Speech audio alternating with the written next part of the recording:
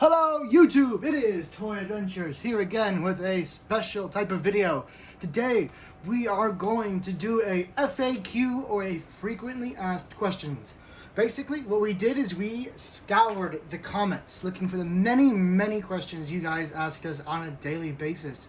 You guys ask us so many questions and are so curious about everything that goes into these movies that we just can't keep up. So we decided to make a video dedicated completely to your questions, and we compiled a list of like 22 questions, but I was able to compress them down into 12 questions that will, for the most part, answer most of the questions you guys ask on a daily basis. So without further ado, let's get started on the 12 top Toy Adventures frequently asked questions. Alright, so for one of our most easily asked questions, what brand or type of figures do you use? What type of figures do you prefer? This all falls under the same question. There's also where do you buy your action figures and whatnot. And I'm going to keep this one pertaining solely to the humans, because the dinosaurs are obvious. I buy them in the stores or on eBay, okay? They're still in stores right now, but for a lot of these, you can't just walk into the store and find these. So let's get into it. I mean, obviously the Mattel ones you can, but for the rest of these, you're going to need to go online. So, starting us off with the most common type of figure you'll see in my videos, which is Marauders. So, Marauders is kind of a, loaded topic to talk about because there's a lot to say.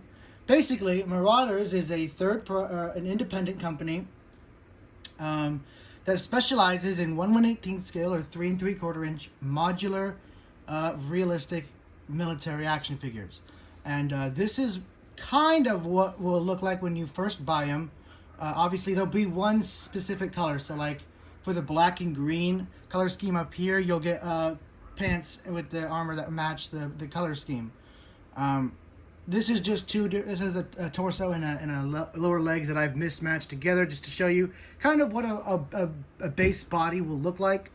And then there's holes on the shoulders where you can plug in these pouches.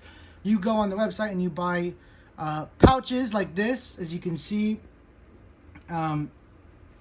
There's little pouches that you and holsters and knife sheaths and everything you can imagine that a military operator might use or might have on their uniform. You can find on there ammo shells, shotgun shells, medic pouches, all kinds of stuff that you can find. And then you once you get all your pouches, then you get your vest. Where is that vest I had on hand?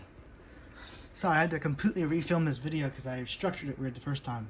So this is kind of like what the vest. This is actually, no, they're not kind of like. This is the vest, or at least one of the vests you'll be able to buy, and it serves as a good example. This one obviously is all filled up, but when you buy it, all this stuff won't be on here. There'll be holes everywhere, and so you'll attach this pouch, and then you'll attach this pouch, obviously in any way you want. I attached them sideways to give it a little bit of style. I added the sniper bullets here, the extra pouch, the knife sheath, the radio. And the cool thing is, these are all made out of like a soft rubber, so if you want to use an X-Acto knife and cut off the little peg at the bottom, because each one of these accessories has like a little peg, a little attachment piece that you would plug into the hole that it's meant for. But you can easily cut those off and glue the accessories anywhere you want on the vest to really sell it. So with this radio, there wasn't actually a hole there. I cut the little peg and just glued the radio on to, because I feel like someone who's working on Jurassic World should have a radio on them at all times. So, yeah, little details you want to add. Marauders are perfect for that. They are perfect for creating your own unique characters. You could make an infinite number with the amount of stuff they have on their site. You could make an infinite number of unique characters. So yeah, they're perfect for building up a unique, very well posable. You guys see in the videos. We're going to go ahead and steal this little M16 and give it to the Marauders guys, just so you guys can see. These have superb articulation. There really isn't much that's going to compete with these other than the other figure we're about to talk about. Yeah, definitely beats anything that's in stores right now. Nothing in mass retailers is going to compete with this kind of articulation detail. So very nice, very highly recommend it. You can buy them at their website. It is marauders.inc. I repeat, it is marauders.inc. Go there and you'll be able to find everything you need to build your own characters. And these guys that you see in some of the hybrid movies are fully built up Marauders characters. You have shoulder armor put on, the vest put on. This is a unique head that's not Marauders. I'll get into that in a minute. Yeah, completely built up, looks really cool, has the articulation. And this one is a perfect segue into the next type of figure. Joy Toy. Now, some of the figures you'll see are what I like to call hybrids. Now, not the kind of hybrids we're used to. You know, this is no Indominus Rex or Indoraptor. We're talking about hybrids between brands. So we have a Marauders Task Force body with Joy Toy accessories. This is a Joy Toy vest, obviously customized to have the Jurassic Park logo on it. This is a Joy Toy belt, Joy Toy leg holsters, but Marauders knee pads, and a Joy Toy head. So sometimes I love to, when I can, because not these don't always fit the bodies of other companies, you know, perfectly well. Like in this instance, when they do, and so I love to, when I can, I love to combine the two companies. So moving from Marauders to Joy Toy. Joy Toy is what you want to get if you want superb paint detail and articulation. Not so much the price or durability, because that's where these two kind of, well, actually no, price, on an individual basis, Joy Toy is a bit pricey, but in the grand scheme of things, if you want to build a squad up, Joy Toy is the way to go. So you get these highly articulated figures. Now you can just tell. I did a review on a Marine set, and pretty much most of these are just repaints of that Marine body. But you get all this crazy articulation. They come with accessories, extra hands, extra forearms. You can pull off all this gear. You know, you can do a ton with these, and they're really nice. They get in pretty much any pose you need them to. Really high quality, but they are fragile. If you use these joints a lot, sometimes if you're trying to pull them out, they will snap and break. So you do need to be gentle with them and take good care of them. These are not toys. I would not recommend buying these for children. They would love them. Trust me, they would love these. But I doubt, you know, if your kids are anything like me and they love to play outside and they get a little rough, these won't last long. And for $90 or even upwards of $100 for sets, you usually, when you pay like $100 or $80 or $70 and you get like a set of five characters. They're not all the same. They're like all the same kind of unit, but they have like subtle differences between each one. You can check out the Marine review of the set of Marines I got from Joy Toy. They're pretty much the only Joy Toy thing I've reviewed, but it shows you kind of an overview of what you can expect to get. So I get these. These are Chinese action figures, but I get them from an American source called smalljoes.com. That's going to link into where I buy my action figures. So for the Joy Toy, it's going to be smalljoes.com. Go there and you'll find them at a good price. I believe retail or maybe even below retail. And they'll come to you fast shipping, great packing. These people know what they're doing. It's a old G.I. Joe collecting site. They know their stuff. Otherwise, if it's not Marauders, like I said, it's marauders.inc. If you want to get Marauders action figure, it is marauders.inc and then smalljoes.com. That's where I get mine. And if they're the next figure, which we're about to talk about, G.I. Joe. Now, G.I. Joe is kind of a tricky one. I don't really use G.I. Joe anymore. This is a Marauders accessory, by the way. I don't really use G.I. Joe anymore. This is the 25th anniversary roadblock. No, not 25th. 50th anniversary roadblock from the G.I. Joe line. I used to use these back in the day before I really was keen on Marauders or Joy Toy. So, I mean, in my older first, few videos, I use a lot of G.I. Joes because they were convenient. But now that I have all these customizability options, I don't really have them. I was even debating if I should even include them. But a lot of you guys do enjoy my older videos. So, G.I. Joes, for the most part, can only be found on eBay at this point. Now, the series, they come in different series, ranging all the way from the 80s to modern. So, for someone like me who had no experience, jumping into G.I. Joes is a huge undertaking it is very confusing and very overwhelming for a complete beginner. So if you want these modern looking good action figures, I suggest stick to the 30th, the 25th, and the 50th anniversary lines of toys. Also the Pursuit of Cobra, but I think the Pursuit of Cobra and the 30th kind of get mixed a lot together. So the Pursuit of Cobra, 50th, 25th, and 30th are the best action figure lines for modern collectors. These are not for the vintage. I'm talking about for those of you that want these modern action figures. Stick to those toy lines. You don't really need to dabble into the vintage unless you want to, because they don't really look as well with customs. So it all depends on your style. If you want to go for that vintage look, go for the older Joes. But if you guys are looking for the Joes I use, 30th, 25th, Pursuit of Cobra, those you can't go wrong with. And of course, for the final figure, it is Mattel. We all know Mattel. They need no introduction. So let's just get on to the next question. All right, so question number 2. Where do you film? Like, what locations do you use? This one is kind of a difficult question because I don't use just one location. I use variety. Now, this is going to tie into a question at the end of the video, but basically where I live, I have a lot of options of types of terrains I can film at. One of my most popular spots is literally off the side of a freeway. You go down the side into like this wooded area, and there's like a stream, there's foliage. It looks like a total jungle, and you guys have seen that's where I film most of my movies. Like the Ultimasaurus was filmed there, the Indominus movies were filmed there, Warring Titans was filmed there. And then I have the wooded areas, like where the Exorna Experiment and Chaos Effect and various other movies were filmed. The King's Return, up in wooded areas that are in state parks by where I live. So state parks, hiking trails, and you just gotta get outside and look for these spots that, like, there's a certain criteria I follow. It has to have an unobstructed view. So it has to have like a spot where I can film it up against and not have a city or a park or people in the background or something that might break the illusion that this is a tropical island. And, you know, not just some park in the middle of the city.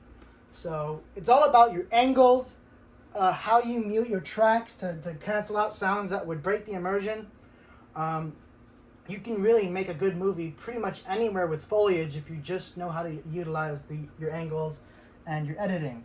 So to answer the question bluntly, state parks, hiking trails, anywhere with foliage and trees. You can make it work.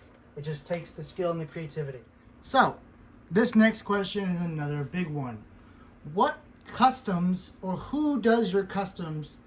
You know, what are the artists? Where do you go to get them? So yeah, basically I get all my customs off of Instagram, and I have, these are one of each examples, in my opinion, the shining examples from each artist I typically go to when I need a custom done. Now, let's get on with it. In the original video, I mentioned their actual names, and I kind of felt bad about that because I didn't want to, you know, out them without their permission. So for now, we're just going to use their Instagram handles, and that's all you guys need to know if you guys need to contact them, if you guys want to do a custom. Now, this starting on right here, this is my first Mattel Bull T-Rex custom, and that's from a man. He is my OG. Bishop Toyworks on Instagram. We go way back. Most of the customs you see in my videos, if they have like this kind of styling to them, or they have like the weathering and whatnot, it's done by him. You can easily tell. I have two main artists, and it's these two, and I'll get into it when I get into the Spinosaurus. But most of them are done by Bishop Toyworks. So, next artist is my last attempt. I kept calling him Buckle Patch because I think I have dyslexia. I don't know what's going on. I can't remember these names correctly. But it is Buckle Batch. So, another super talented artist. I only recently got work done from him with this Rexy. I do have something else in the works, but it's a surprise for you guys to find out later. But a really good artist, super talented. You guys can already tell just by looking at the Rexy. I mean, you guys saw it in the movie. Just a really good artist. What can I say? I mean, you can see, tell for himself. You can tell just by looking at it for yourself. This is the only piece I have done by him but I will be getting more. I mean, I'm very impressed. I was very impressed. His speed, his work ethic, his friendliness, you know. I'm coming back for more. I already have, as you just said. So, yeah, Buckle Batch on Instagram. Do not sleep on him. Another really good artist. Going on to our next biggest artist that I use a lot. This is on Instagram. Another super one talented artist that I love to go to. You can tell his style because it's a little bit more bright, vibrant, not as gritty and kind of weathered as Kyle's work. So like the Demon Carnotaurus, the blue Tarbosaurus, the blue, there's a lot of blue work done by him. The blue Brachiosaurus, the blue Albertosaurus. I just love his. It's nice to have contrast. So his have the more, you know, bright kind of slick look with the kind of sealant he uses. But yeah, so another really good artist. Just, you know, Prep Prop on Instagram. I think he is the cheapest out of all of these. His work costs me the least, and I'm gonna go over priced in just a moment.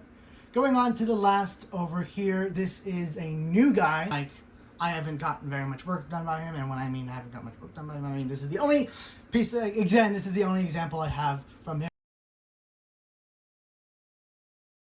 And this is Isla Sorna Restorations. I keep almost saying their names, and I'm not going to ounce them here because I don't have their permission, but I'm giving them shout out. So Isla Restorations, another really good artist, and I got work done from him as in the form of a Jurassic Park 3 or just a young bull Rex in general. You guys saw this one star in King's Return and King's Return Part 2.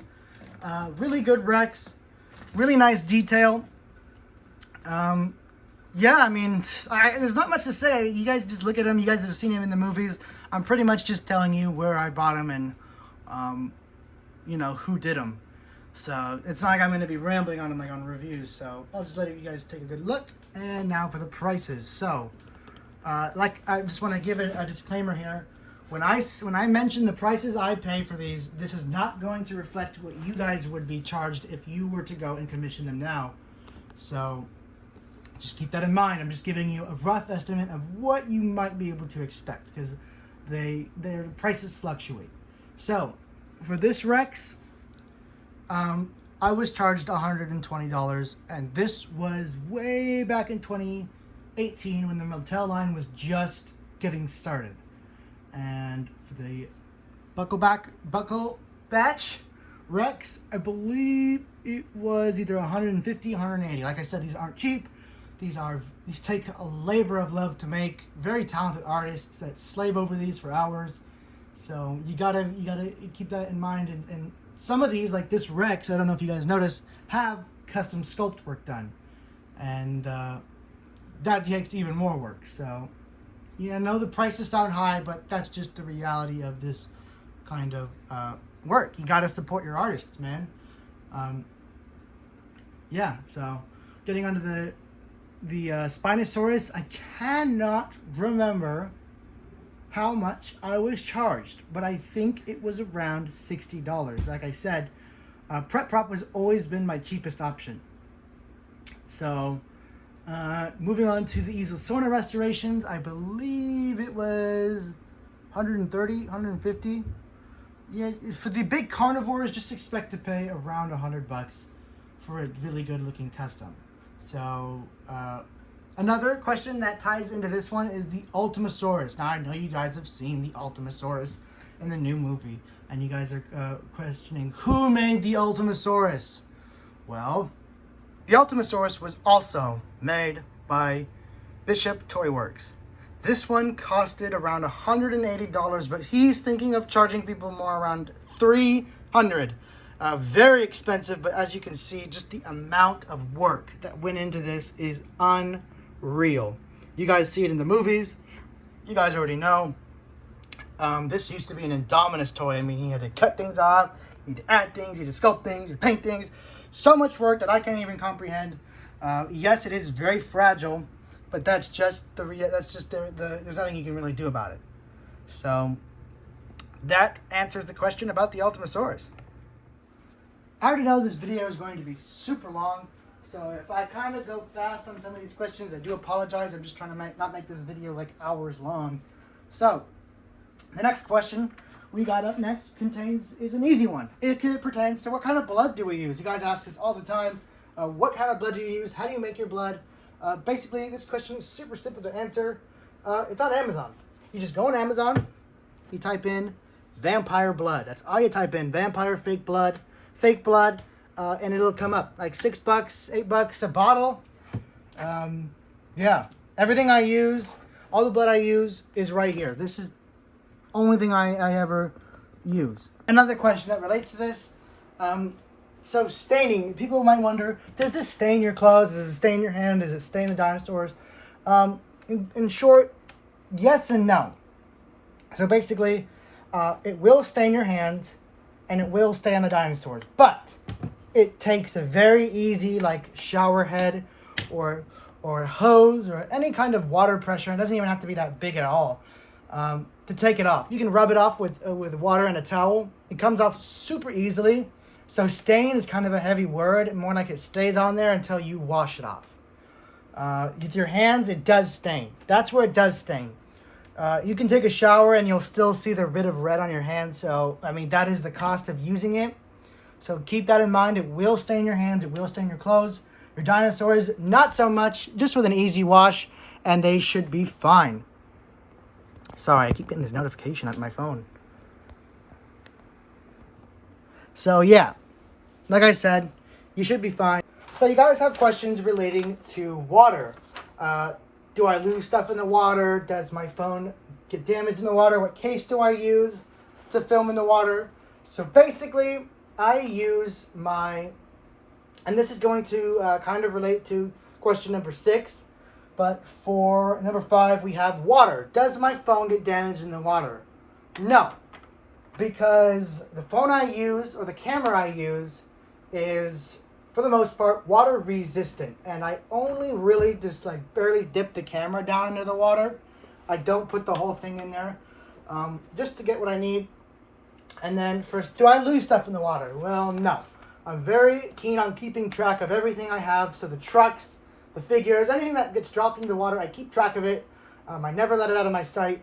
And I just let it fall in there for the scene, and then I go and I get it. Especially if it's in water, I know, because as you guys can tell, I film around a lot of moving streams. So that stuff can get picked up, carried downstream, and I'll never find it again if I leave it. So I could lose stuff, but I don't.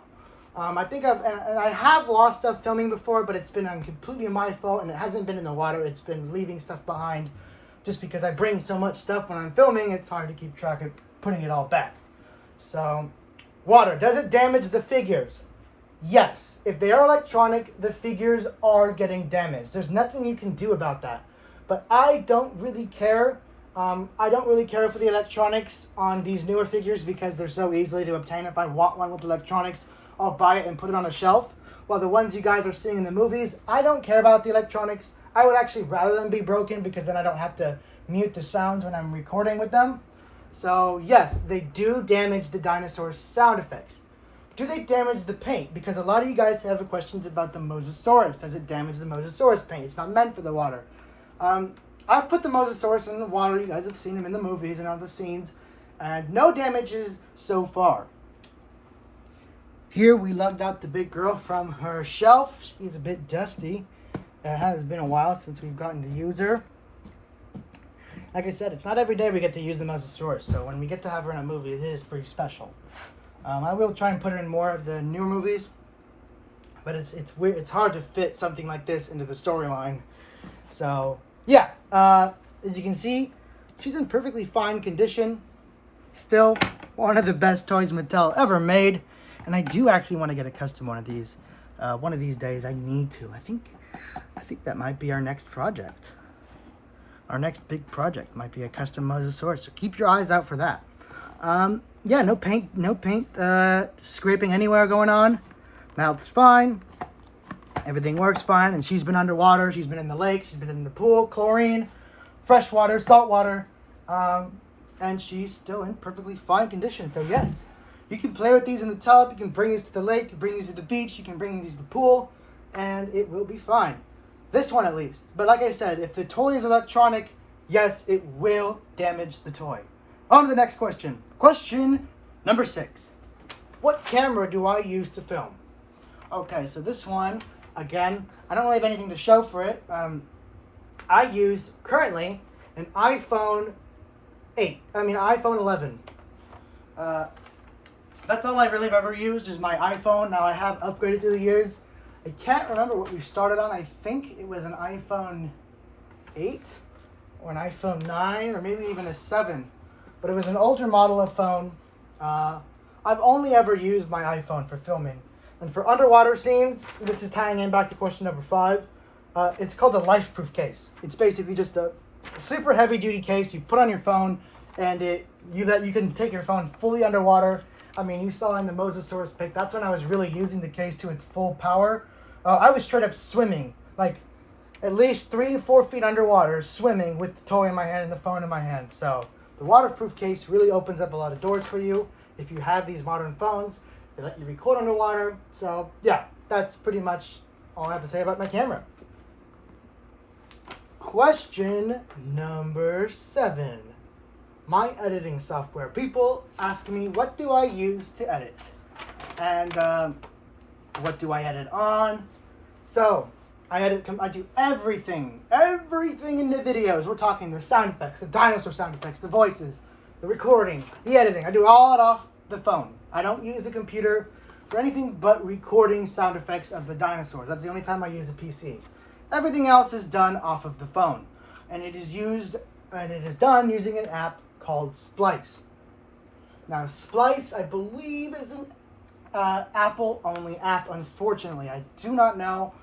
Those of you that have an Android will have to confirm that for me if it is or isn't an exclusive app. But I think it is. I don't remember seeing it on any of my Android phones, or any of the Android phones that I've had access to. So, yeah, the app is Splice. It's hard to fully recommend it because I have had a lot of issues in the past, but then those issues have been resolved, and now I just discovered that it was mostly my fault because I didn't know how to properly clear pictures off of my my storage device, so I didn't have as much storage as I thought I did, and then I figured out how to clear it properly, and that's why the videos weren't saving, and that's why I couldn't upload them in like HD and 4K like I wanted to. But now I fixed it, so pretty much I can make any movie in 4K. This video is only going to be in HD because it doesn't need to be in 4K, but yeah, the app is Splice. Is the easiest for me because it lets you voice record, it lets you add in music, it has its own music library, it lets you I already said voice record, it has a huge sound effects library. And that voice record, not only can you record your voices on it, I also use it to record the dinosaur sound effects. So I get those accurate movie or even video game dinosaur sound effects instead of, I mean, you guys, if you guys are some OGs, my real day ones, you guys remember in my earlier videos, I used generic animal sound effects for dinosaurs. So like the lion would be the T-Rex and a buffalo would be a Triceratops. But now I have the accurate sound effects that come from the computer. So that is the editing. And now let's get on to question number 8, which is still attached to question number 7. And that is the editing process. So I kind of already answered it. Editing process, basically what I'll do is I record all the footage, all the clips, and it's usually way longer. I'm just using the old average I used to do. I used to at least go for 24 minutes of raw footage. Now, I can do more now because that was back when I thought I had a limit of how long the movie could be before my phone wouldn't save it. But now I have unlimited, so now I might go for 30 minutes of raw footage, and then I load all that into Splice, load in all the intros and whatnot, and then I trim it, and then I add music over it, and while I'm adding music, I'm finding more mistakes that I'm trimming and to make it as perfect as possible, removing the hands, removing anything that might break the immersion. And then I add the music, and then I add the sound effects, and then I'll go in and add the dinosaur sound effects, and then I'll add the voices. So it's kind of like layered on and on and on. So I'll make the trimmings, and then I'll save the video there, and then I'll upload it again, and then I'll put in all this noise and whatnot. So it can be done in a single day if I really sit down and grind on it. But my attention span is that of a squirrel, so it usually takes around 2 to 3 days to complete a movie, regardless of the length. I mean, even my 30-minute movies take the same amount of time. It's just, sticking to the work. So that brings us down to question number 9. Question number 9 is pretty simple. It is regarding tutorials. You guys have been wanting tutorials on how to make movies, on how to do reviews, on how to customize your figures, on how to customize your dinosaurs. So basically, you guys are asking, am I going to make tutorial videos anytime soon? Well, yes, kind of. I have been very adamant on the idea of doing a custom vehicle tutorial. You guys have seen my custom vehicles in my videos. Those are all made by me for the most part. I'd say about 99.9% of the custom vehicles, and we're talking about vehicles that have the engine logos, Jurassic World logos, that are painted green with the engine logos or painted black with the engine logos. Those are all made by me. Those are super simple. And I will be making a tutorial on how to do one sooner or later. I don't know when, but I will be. I'll give you guys a full tutorial on how to prepare it, paint it, add the details, add the logos and whatnot. So yeah, I'll do a tutorial sometime on at least the vehicles. The dinosaurs, I don't paint those. And the movie making, maybe. That's a big old maybe. That'd be a really complicated video to do, but I might get to that eventually. So number 10 is kind of another quick one. Will you ever do another chaos effect videos? I want to, but unfortunately, if you guys are talking in the sense of a sequel to the Chaos Effect movie I made, I can't because I sold the Chaos Effect Command Center. But if you guys are talking about more, more Chaos Effect hybrids coming, well, I don't know. The future is unknown, but I am certainly open to it. All right, we are on the last 2 questions. Will you do a face reveal? Okay, so basically, no. Not unless I have a reason to. I have before, but that video was deleted because it became irrelevant. On my Instagram, sometimes my face is shown. I don't really try and hide it. It's not, I'm ugly, so there's no hiding that secret. I'm ugly. I don't really feel a need to do a face reveal because my face isn't what you guys are here to come and see. But I won't hide it. So if I'm meeting up with another creator on Instagram and I'm taking a picture with them, I'm not gonna blur out my face. You guys can look at my ugly face and make fun of me all you want. Basically, it's not something I'm going to try and do, but if it happens, I don't really care. So the final question: where do we live? Now, for obvious reasons, I can't give you guys an exact location, but I live in Southern California. Now, that's as precise as I'm gonna get. Like I said, I live in the desert, and Southern California is, for the most part, desert. But what I love about it is it's also super varied. There's mountains around me. There's mountain ranges, big mountain ranges, state parks. So I can live in the desert. Where I live, it's tumbleweeds and fields and mountains and dead brush everywhere. But I can easily take a 30-minute, 20-minute drive and go up into a huge wooded area or find a spot off the side of the road where I can film at. It just depends. Okay, so that wraps up the question video. This is a video I've been wanting to make for a while because I get these questions all the time, and I would love to have just a video that I could point at to, tell people this is where you go if you want to have your questions, or at least if you have certain questions that you want answered. So, yeah, the next video, the next video we're doing is kind of on hold because the custom I'm waiting for to do it is stuck in the USPS system right now. It's actually at one of my local distribution centers. All it has to do is leave the distribution center, and then it'll arrive at my post office and it'll be delivered that day.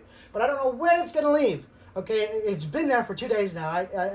These last 2 days I thought, oh well, it'll come today because it'll leave. It hasn't left, so I'm quite agitated about it, just as much as you guys are anxious for the next movie. So, yeah, stay tuned for that. I'll give you guys an update when the Rex arrives and the filming begins, like I always do. So, guys, thank you so much for watching. I hope I answered your guys' questions. Keep the questions up, and maybe we might make another video, a sequel to this, of another top 12 or however many questions you guys decide to throw at us. So, this has been Toy Adventures. Thank you guys so much for watching, and I will catch you guys in the next video. Peace.